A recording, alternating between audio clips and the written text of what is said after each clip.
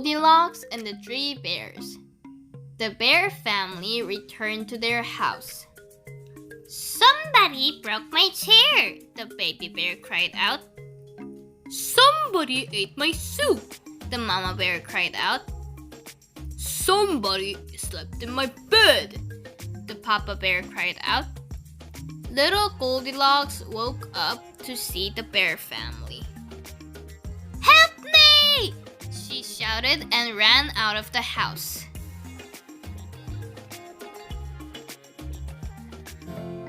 The Ugly Duckling. The ugly duckling saw some beautiful swans swimming. He didn't want to be with other ducks ever again. He thought he'd rather be killed by the swans, so he cried out, "Kill me!" and bent his head down. Then he saw his image in the clear water. He wasn't an ugly duckling anymore. He was a beautiful swan. Some children saw him and shouted, "Look at the beautiful swan!" The beautiful swan was really happy. The Ants and the Grasshopper.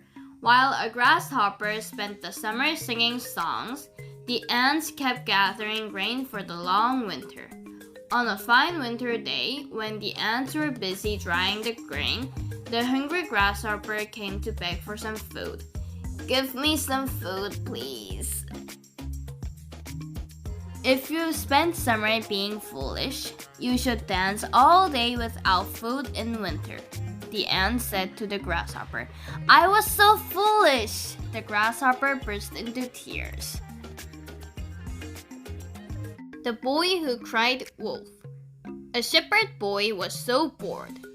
He called out to the villagers, "Wolf! Wolf!" The villagers came running to help him, but it was a lie. They went back to the village grumbling. The boy found it was so much fun that he called out to the villagers again, "Wolf! Wolf!" The villagers came running to help him, but they went back to the village grumbling again. Soon a wolf really came. The wolf killed the sheep. The boy cried, "Wolf! Wolf!"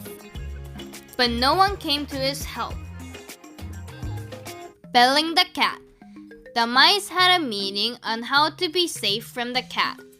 "I'm afraid of the cat. He cut my tail off," one mouse said. "We need a way to know that the cat is coming," another mouse said. The mice talked and talked but couldn't think of a good idea. "How about putting a bell on the neck of the cat? The bell will tell us he's coming," a young mouse said. What a good idea! Everybody agreed with him. Suddenly, an old mouse stood up and said, "Well, who will put the bell on the neck of the cat?" The country mouse and the city mouse. The country mouse went to the city mouse's house. The city mouse took him to the kitchen and they had some delicious food together. At that moment, they heard a dog barking outside. The country mouse was shocked at the sound. After a while, the door flew open and the big dog came into the kitchen. "Run! Run!" the city mouse shouted. They ran into the nearest hole.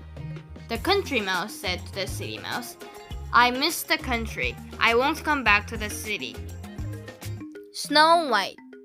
Snow White kept growing. She became more beautiful than the queen.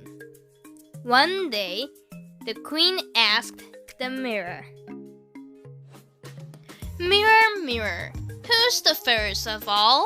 The mirror said, "Queen, you are the fairest in this room, but Snow White is the fairest of all."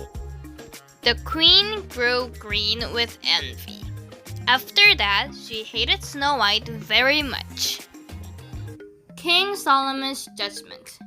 2 women with a baby came to King Solomon. "This baby is mine," one woman said. "No, she's lying. The baby is mine," another woman shouted. King Solomon thought for a while and then he said, "Cut the baby in half and give half to each woman." No, please give the baby to that woman," the second woman cried. "Now I know who the real mother is." King Solomon pointed to the second woman. Adam and Eve. This fruit will make you wise like God. The snake told Eve. Eve stepped forward to the tree. The fruit smelled good. She picked the fruit and took a bite of it. When Adam returned, Eve gave the fruit to him. But as soon as they ate the fruit, they felt shy for the first time. They found fig leaves and covered themselves. The emperor's new clothes. The two men looked busy cutting and sewing something, but there was nothing in the room. The clothes are ready, they said at last. The two men came into the room as if they were holding something. My king, please look at these beautiful clothes. These are as light as a spider's web. They said proudly. The king took off his clothes and put on the new clothes. Marvelous! Fantastic! The people in the room cheered.